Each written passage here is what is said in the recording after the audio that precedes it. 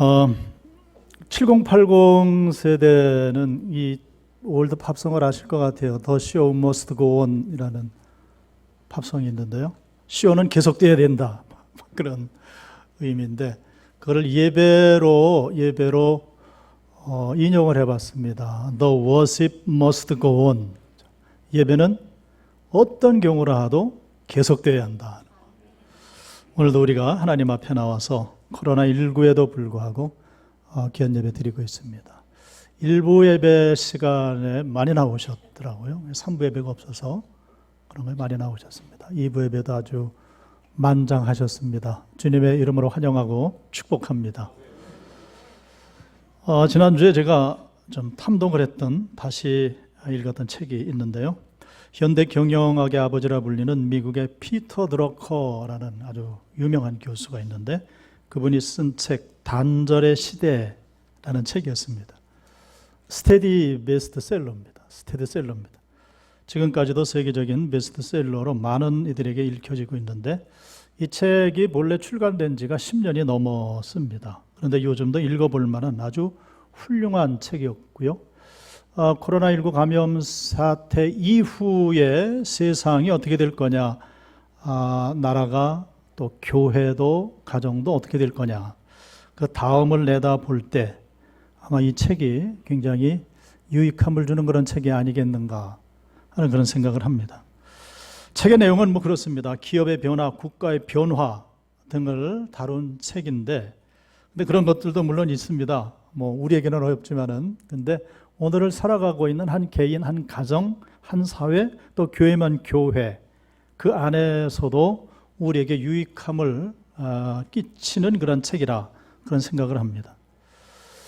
그 책에 등장하는 한 예화를 여러분들에게 소개를 해드려 보겠습니다. 아마 이 예화 들었으면 이 책의 내용이 대충 어떻겠는가 아마 아실 겁니다. 중세 로마 카톨릭의 한 수녀원에서 있었던 일인데 과거에는 전혀 생각하지 못했던 일이 벌어졌습니다. 50세 전후의 미망인들이 이 수녀원에 들어오기를 희망을 한 겁니다. 와서 막 문을 두드립니다. 한두 명이 아니고 한 100명쯤 됐습니다.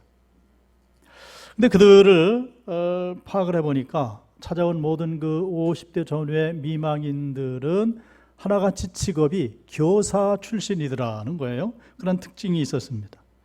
자, 그런데 그 100명이 지원을 해서 수습기간이 좀 있었을 게 아닙니까? 수습기간을 거쳤는데 오직 한 사람만 패스가 돼서 수녀원에 들어갈 수가 있었습니다. 자, 수녀원 원장이 그 한 사람을 놓고 이제 반가운 마음으로 이제 인사를 합니다. 아이고, 저 모든 교육을 이렇게 잘 마치신 것 축하드립니다. 그리고 환영합니다. 그리고 이제 묻습니다. 근데 한 가지 궁금한 것이 있는데 나머지 분들은 왜 패스를 하지 못했습니까? 왜 중도에다 포기를 했습니까? 이렇게 묻습니다.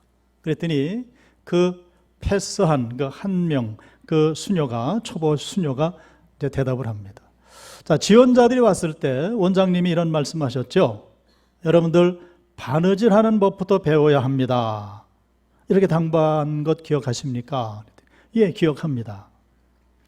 그런데 원장님, 우리는 이제까지 50여 년 살아오는 동안에 우리는 우리 자신의 옷은 물론이고 우리의 자녀들의 옷, 심지어는 조카들의 옷까지 전부 바느질해서 입혔습니다.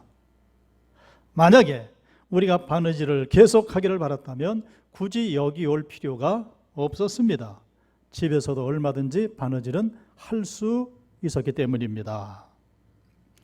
그러니까 바느질부터 가르쳤던 수녀원의 교육이 50대 중년의 미망인들의 눈높이와 맞지 않았다는 겁니다. 해석을 붙인다면 이런 것이죠. 우리는 뭔가 새로운 삶에 도전하기 위해서 이들은 수녀원의 문을 두드렸는데요. 수녀원의 문을 두드렸을 때는 지금까지 해왔던, 예를 들면 바느질하는 그 일을 떠나서, 그거를 극복하고 떠나서 어떤 새로운 일에 직면하고 그리고 그 일을 도전을 해야 했었는데 와서 보니까 구태를 벗어나지 못한 그 일을 다시 시키는 겁니다. 지금 현재 삶을 더욱 발전시키고 앞으로 더욱더 나가기 위해서는 성도 여러분, 과거와의 단절이 필요하다. 하는 이런 이야기를 지금 이 책에서 하고 있죠. 거꾸로 얘기하면 비효율적이고 과거 답습적인 삶을 사는 사람일수록에 단절의 결단을 하지 못하고 우물쭈물한다 하는 겁니다. 지금까지 해온 그 관행대로 그대로 살아가는 겁니다. 왜 그렇습니까? 그게 편하거든요. 쉽거든요. 그러니까 그냥 그 과거의 구태연한 모습으로 그냥 살아가는 것이죠. 성도 여러분, 발전을 원하십니까? 자, 우리 교회를 섬깁니다. 하나님의 교회 부흥을 원하십니까? 그렇다면 그 마음을 먹는 그 순간이 우리에게는 이 책의 제목처럼 단절의 시대가 도래했다 하는 겁니다. 단절의 시대. 매우 절실히 요구되는 그런 과제라고 생각을 합니다. 그래서 진정한 문제는 오늘의 우리의 삶에 있어서 진정한 문제는 무엇인가 할 때에 이 해묵은 태도라는 겁니다. 구태연한 모든 발상과 모든 삶, 관행대로 해왔던 어떻게 보면 한 가지 교육 과정만 고수하는 방식이나 그리고 이제까지 해왔던 그대로 그것을 답습해 살아가려고 하는 그 모든 것들은 새로운 삶의 패러다임을 가로막는 장벽이요 장애물이 된다.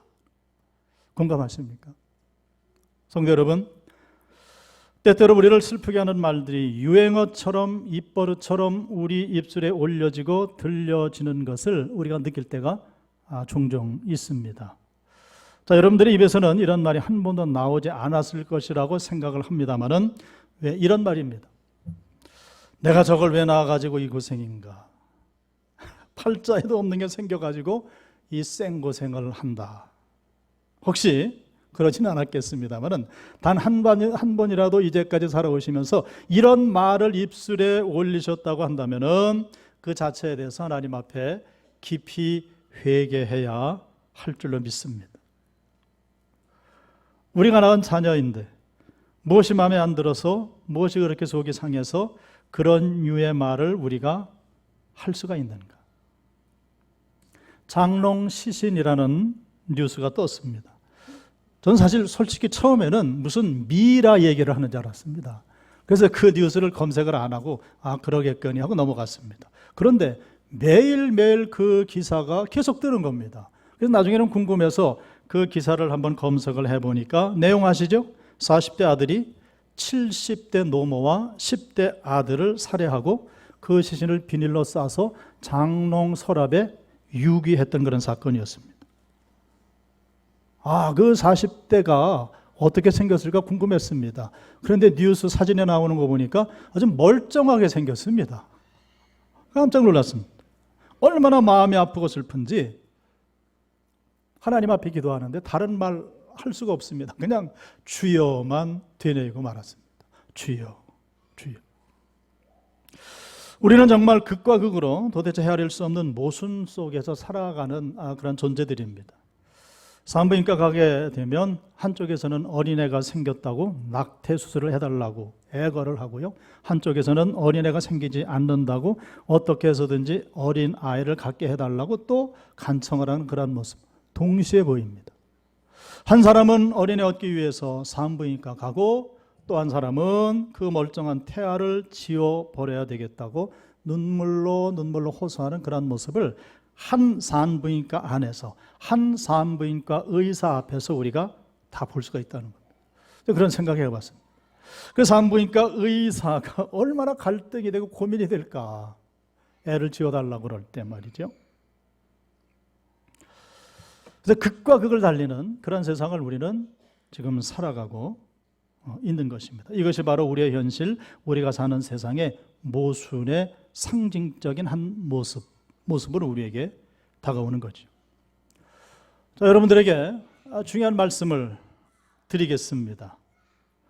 사람들은 전혀 자녀들로 인해서 얻은 바 그 행복, 자녀들로 인해서 얻고 있는 그 행복을 기억하지 못하고 살 때가 종종 있다는 겁니다. 자, 우리 옛날 부모님들 생각을 해보시기 바랍니다. 옛날 우리 부모님들 보면 자식들을 위해서 평생 고생을 하셨습니다. 그렇게 고생을 하시다가 그 고생 다 끝나고 효도 받을만 하니까 세상을 하직을 하셔요. 그런 모습 우리 많이 보지 않습니까?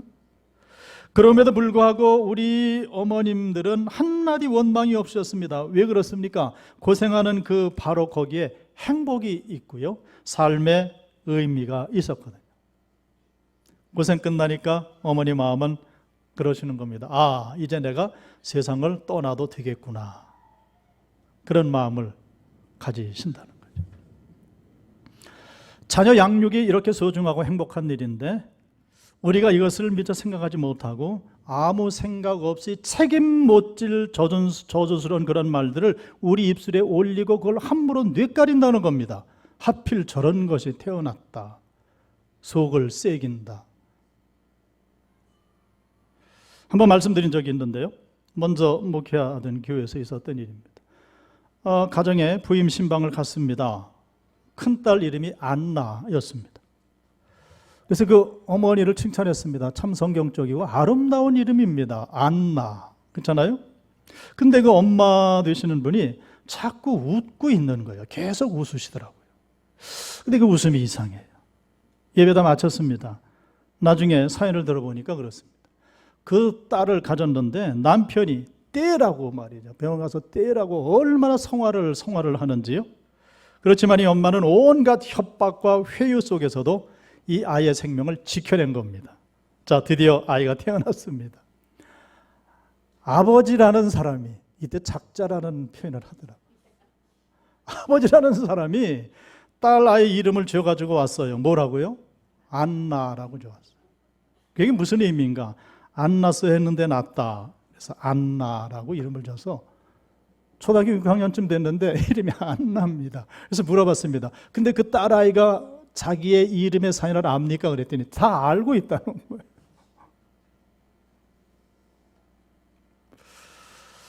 물론 때때로 우리의 자녀들이 우리의 마음대로 안 될 때가 많이 있습니다. 그래서 우리 뜻대로 안 돼서 자녀들이 원망스러울 때가 참으로 많이 있습니다. 근데 한번 우리 생각해 봐야 돼요. 텔레비전 드라마를 보면 가정사들을 쭉 얘기할 때 요즘은 어떤 드라마가 나오는지 모르겠습니다. 저희는 아예 드라마를 일체 보지를 않습니다. 왜요? 속 시끄러워서 말이죠. 은혜가 도무지 되지 않습니다. 그런데 텔레비전 드라마를 보면 남녀 간의 사랑에 대한 애환, 이것도 나오지만은 부모 자식 간에 관한 주제를 또 많이 사용을 하는 모습을 봅니다. 하나같이 그런 주제예요. 아이를 이제 결혼을 시켜야 되는데 부모가 생각하는 조건의 대상자들이 있습니다. 자, 그런데 이 딸이나 아이들은 그것을 거부하는 겁니다. 그러니까 보통 그렇습니다. 부모님들은, 어른들은 조건을 먼저 따집니다. 그런데 젊은이들은 조건이 아니라 필을 따집니다. 필. 뭔가 필이 꽂혀야 된다 하는 겁니다. 아무리 조건이 좋아도, 환경이 좋아도 그 사람 옆에 가서 딱 앉았을 때에 뭔가 필이 와야 되는 거지, 필이 안 오면 이건 틀린 거다. 그래서 아이들이 거부를 합니다.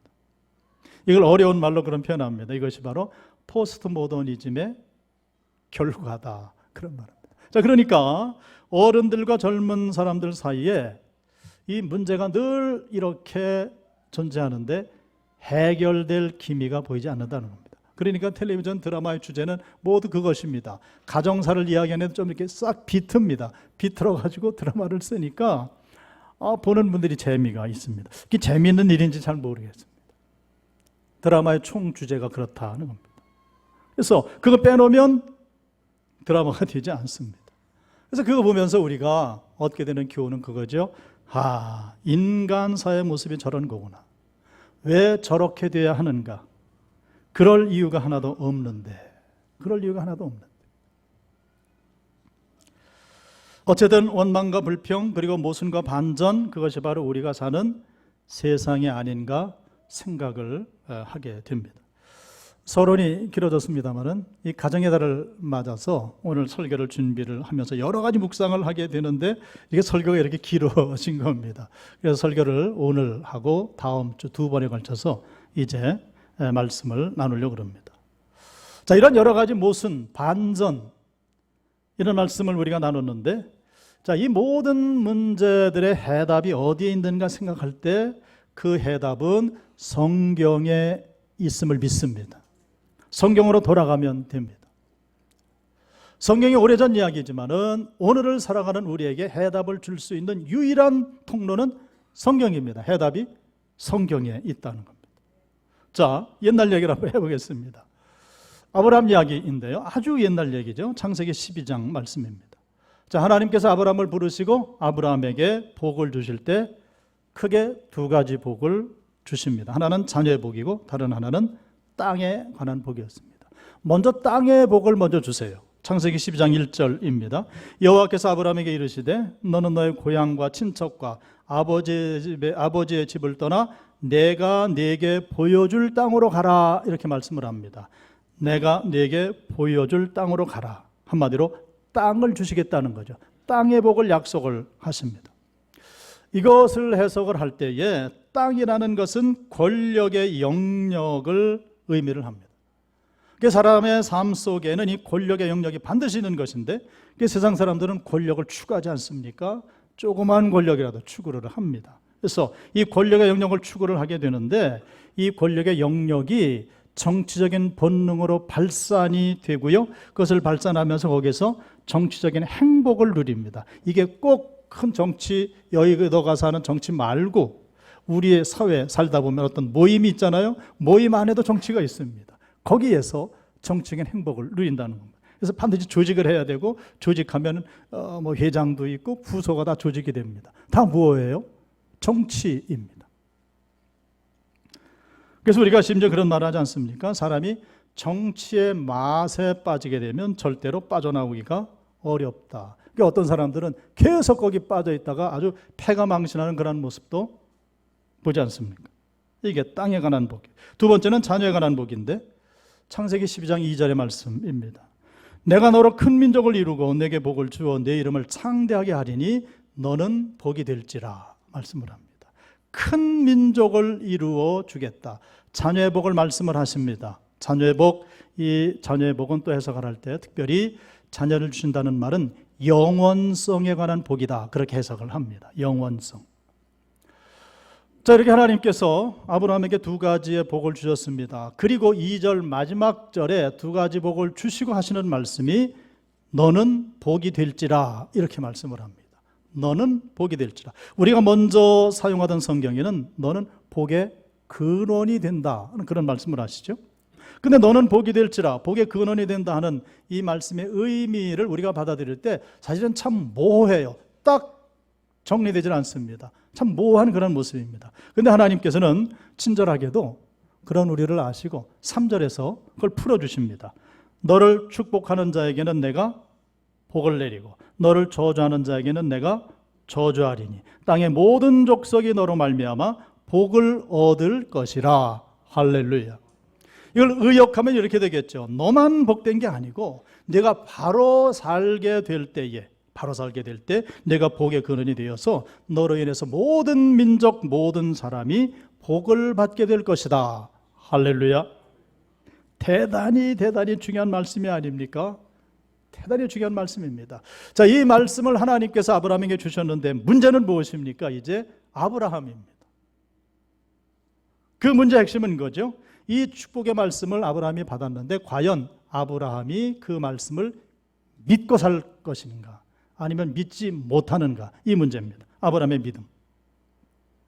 그래서 창세기 12장 말씀 이면에는 하나님께서 아브라함에게 이 축복의 말씀을 주시면서 은근히 바라신 것이 있다는 겁니다. 그것이 무엇입니까? 그것은 아브라함이 하나님에 대한 확고부동한 믿음을 갖기 원하셨던 거죠. 믿음의 사람이 되길 원하셨습니다. 결론부터 말씀을 드리면 우리가 아브라함이 믿음의 조상이라고 얘기하지만은 처음에는 아브라함의 믿음을 온전히 갖지 못하지요. 믿음을 따라 살아가지를 못합니다. 물론 하나님께서 이 두 가지 복을 약속을 해주셨을 때에 그 앞에서는 아브라함이 아멘 하고 믿습니다 했겠죠. 그런데 돌아서서 세상을 바라볼 때 이 아브라함이 믿음의 삶을 살지 못하더라. 그래서 창세기 17장으로 넘어가면 거기서 나타나신 하나님은 아브라함에게 말씀을 주시는데 말씀을 주시는 차원이 아니고 사실은 꾸짖는 말씀을 주세요. 창세기 17장 1절입니다. 아브라함이 99세 때에 여호와께서 아브라함에게 나타나서 그에게 이르시되 나는 전능한 하나님이라 너는 내 앞에서 행하여 완전하라 이렇게 말씀을 합니다. 완전하라, 영어로 blameless라고 그랬습니다. 이 말은 해석하면 이런 겁니다. 나무랄 데 없이 행하라, 완전하라. 또 비난받을 만한 일이 없이 행하라, 이게 완전하라 라는 말씀이죠. 그러니까 하나님께서 아브라함을 꾸짖으시는데 그러시는 겁니다. 아브라함아, 왜 이렇게 휘청휘청하느냐, 왜 이렇게 흔들리느냐, 너는 내 앞에서 꾸짖을 것이 없는, 꾸짖을 것이 없는, 비난받을 만한 것이 없는 그런 믿음을 가지고 좀 완전해라 라고 하나님이 촉구하시는 그런 말씀입니다. 자, 근데 여기서 아브라함의 그 마음이 이해는 돼요. 아브라함이라고 완전하고 싶은 마음이 없었겠습니까? 그런데 연약한 인간인지라 완전하게 살려고 했을 때에 그 완전하게 하지 못하는 문제가 이 아브라함을 뒤따른 거죠. 그 문제의 가장 큰 핵심은 무엇인가 할 때에 기다림의 문제라는 겁니다. 기다림의 문제. 자, 우리가 믿음 생활을 하고 있지 않습니까? 믿음은 무엇인가? 믿음의 여러 가지 속성들이 있는데 믿음의 가장 큰 속성 중에 하나를 꼽으라면 기다림입니다. 기다림. 우리가 잘 아는 바대로요, 진정한 믿음을 가지게 되면 기다리는 것이 어려운 문제가 아닙니다. 자, 그런데 왜 기다림이 어려워지는가? 흔들리기 때문에 그렇습니다. 믿음이 흔들립니다. 믿음만 확실하다면 하나님의 약속을 주셨는데 1년이 지나든 20년이 지나든 그게 무슨 상관이겠어요? 때가 되면 하나님 반드시 허락해 주실 것인데, 그런데 그 믿음과 기다림의 상관관계, 거기에 문제가 끼어든다 하는 거죠. 아브라함에게는 그 기다림의 시간이 얼마가 지체됐는가? 아니요, 지체됐다는 표현은 틀립니다. 하나님의 정하신 기간이 얼마였는가? 25년이었습니다. 근데 아브라함이 생각에 그저 1년, 2년, 10년 정도면 참을만 했는데 하나님 25년이라니요. 이건 너무 심하십니다. 너무 심하십니다. 그래서 아브라함이 실수를 하게 된다. 자, 서두에 단절의 시대라는 말씀을 드렸는데요. 이렇게 말씀을 드릴 수 있습니다. 이 단절의 문제가 아브라함을 휘청거리게 만들었다. 바꿔 말씀을 드리면 진정한 믿음을 우리가 갖기 위해서는 과거와의 단절의 순간, 단절의 시간이 반드시 필요하다. 할렐루야. 이 과거와의 단절이 되지 않으면 휘청거리고 실수할 수밖에 없습니다.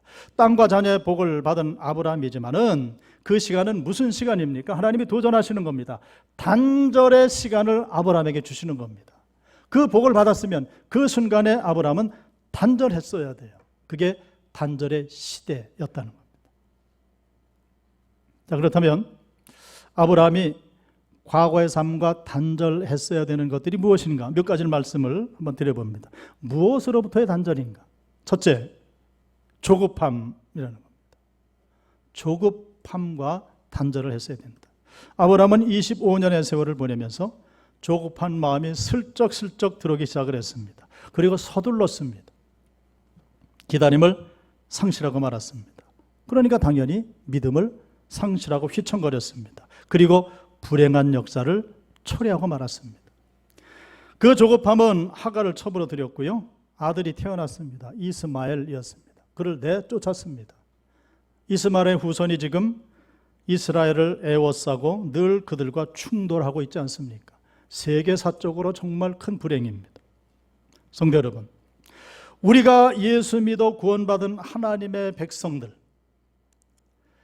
영원한 천국의 삶을 약속을 받았습니다. 이 땅에서의 모든 삶을 살 때 하나님의 자녀로서 권세를 주셨습니다. 즉 아브라함이 받은 두 가지 복을 우리는 다 받았습니다. 그렇다면 우리가 이 땅 살 때에 단절해야 될 것이 있는데 첫 번째는 조급함으로부터 단절할 수가 있어야 된다는 겁니다. 하나님 구원받아서 이런 복을 주셨으면 당장 무엇인가 다 이루어져야 되지 않습니까? 아무리 기다려도 되지 않습니다. 그런데 나중에 보면 이러한 후회함이 있어요. 조금만 더 기다렸었으면, 조금만 더 기다렸었으면. 너무 빨리 판단을 했고요.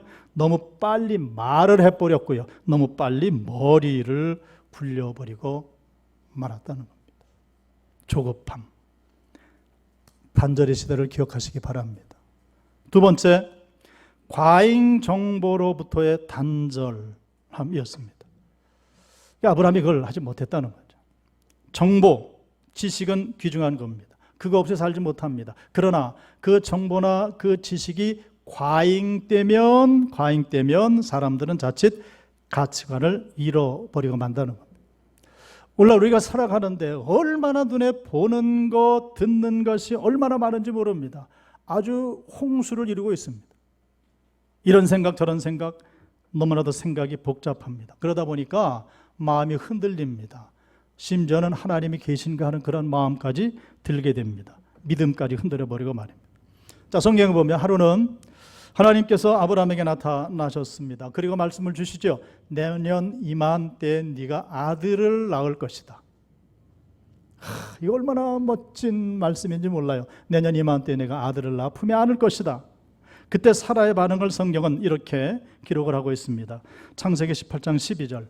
사라가 속으로 웃고 이르되 내가 노쇠하였고 내 주인도 늙었으니 내게 무슨 즐거움이 있으리요. 사라는 노쇠에서 생리가 끊긴 상태였죠. 사라는 이런 지식 정보가 있었습니다. 경험적인 거죠. 여자는 생리가 끊기면은 아이를 가질 수 없다. 확고부동한 정보와 이 지식으로 무장되어 있었습니다. 자, 그런데 하나님은 그때 나타나셔서 사라와 아브라함에게 믿음을 요구하시는 겁니다. 무엇입니까? 과잉 정보, 과잉 지식으로부터의 단절의 믿음을 하나님은 요구하시는 겁니다. 그것으로 끝났으면 이런 말씀을 드릴 수 없는데 그 밑에 말씀을 내려가서 보면 창세기 18장 14절에서 하나님이 이렇게 말씀을 하세요. 여호와께 능하지 못한 일이 있겠느냐? 이 말씀 없었으면 큰일 날 뻔했죠. 여호와께 능하지 못한 일이 있겠느냐? 기한이 이를 때 내가 내게로 돌아오리니 사라에게 아들이 있으리라. 할렐루야. 과잉 정보, 과잉 지식의 단절, 그런 믿음을 하나님이 요구하신다는. 세 번째, 이 모든 것보다 중요한 것은 우리에게도 이건 큰 문제예요. 걱정과 두려움의 문제라는 겁니다. 어쩌면 우리의 삶은 걱정과 두려움이 일상화되어 있습니다. 매일처럼 아침에 일어나면 한숨을 쉬게 되고요. 매일처럼 걱정하게 되고요. 단 하루라도 걱정, 두려움이 없는 날이 없습니다. 그런데 하나님은 우리에게 믿음을 요구하실 때에 하나님을 향한 귀한 믿음을 갖는 것은 그러한 모든 세상적인 인간적인 걱정과 두려움으로부터의 뭐예요? 단절을 요구하신다는 겁니다. 그게 하나님 앞에 바른 믿음이라는 거죠. 단절. 아브라함에게 가나안 땅은 아주 낯선 땅이었습니다. 자연 환경도 낯설었지만은 주변에 있는 가나안 족속들이 언제나 두려움의 대상이었습니다. 성경 보면 그러지 않습니까? 심지어 이 아브라함이 자기의 목숨이 위태로워질까 봐 자기 아내인 사라를 그들에게 누이라고 속이면서 누이를 막 내주는 그런 모습을 보게 됩니다. 이게 어디서 나왔어요? 걱정과 두려움입니다. 그 사건 보면서 하나님이 보호해 주시지 않았다면 정말 큰일 날 뻔했다. 믿음의 조상이 되지 못할 뻔했습니다. 그걸 단절을 하지 못하니까 이 아브라함이 걱정과 두려움 앞에서 휘청거리고 흔들리고 하나님 나타나셔서 또 꾸중하시고 하시는 그런 모습 우리가 보게 됩니다. 버킷리스트라고 하는 영화 종종 말씀을 드리는데요. 아주 특별한 영화죠. 두 사람이 암에 걸려서 병원에 입원을 했는데 한 사람은 아주 큰 부자였고 한 사람은 아주 가난한 자동차 수리공이었습니다. 의사 선고가 내렸는데 6개월 시한부 인생이 됐습니다. 두 사람이 침대에 누워서 병원에서 온갖 생각을 다 하는 거죠. 그런데 생각 드는 건 내가 이제까지 살아오면서 뭘 잘못했나 잘못한 것만 잔뜩 생각을 합니다. 그래서 두 사람이 얼마나 스트레스를 받는지 몰라요. 그러다가 두 사람이 의기투합이 되죠. 우리 이렇게 하지 말자. 지나간 거는 다 지나간 것이고 그냥 모두 다 단절을 하자. 다 끊어버리고 그리고 앞으로 6개월 동안 이제까지 우리가 하지 못했던 것, 하고 싶은 것, 그거를 우리 리스트를 작성하자. 버킷 리스트입니다. 그래가지고 병원을 뛰쳐나가죠. 그래서 그 하고 싶었던 것들을 하나씩 이루면서 하나씩 지워나가는 겁니다. 버킷 리스트. 성도 여러분, 한번 생각을 해보시기 바랍니다. 자, 이제까지 우리 살아왔잖아요. 여기까지 살아왔는데 많은 과거지사들이 있습니다. 사실 뒤돌아보면 잘한 것보다는 잘 못했던 것들이 더 엄청나게 많음을 우리는 깨달아 알고 후회하고 낙심하게 됩니다. 그런데 하나님은 우리에게 요구하시는 것이 무엇이에요? 과거로부터의 단절이라는 겁니다. 단절하라는 겁니다. 하나님을 믿으면 단절하라. 그리고 남은 시간, 남은 인생의 시간 동안 내가 무엇을 하나님 앞에 하고 무엇을 위해 세상에서 살아가야 되겠는가, 그런 리스트를 한번 작성을 해보라 하시는 거죠. 오늘 읽은 창세기 22장의 말씀은 아브라함의 일생에 있어서 아주 절정의 시간이었습니다. 클라이막스의 시간이었죠. 그때 하나님 놀라운 역사를 일으키시고 귀한 역사가 일어나는데요. 그 흥미진진한 말씀은 다음 주에 계속해서 있도록 하겠습니다.